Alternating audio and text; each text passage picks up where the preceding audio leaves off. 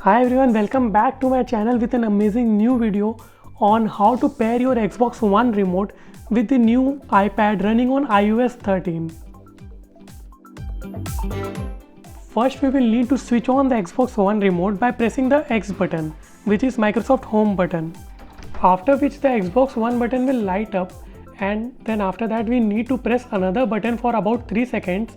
Now after pressing this button for about 3 seconds we can see the light blinking more faster. Now we need to head over to our iPad. In the settings menu, move over to Bluetooth settings, where you can see the Xbox One controller option will show up.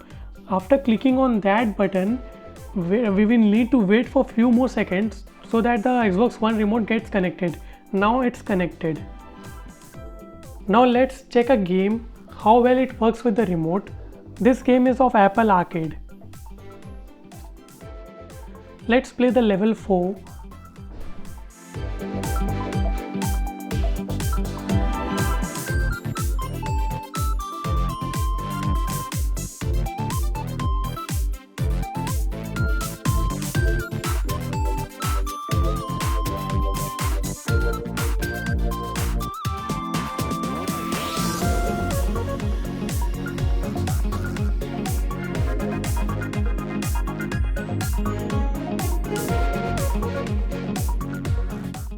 Well, after seeing this video you must have figured out that how bad I play.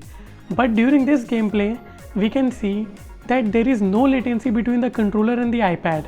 The game feels very smooth, the controls feel very firm, so it just feels like you are playing on a console itself. Well, now we are taking a look at another game from Apple Arcade itself, and as we can see how well the controls work, there is no latency at all. So hats off to Apple for providing controller support in the latest iOS 13.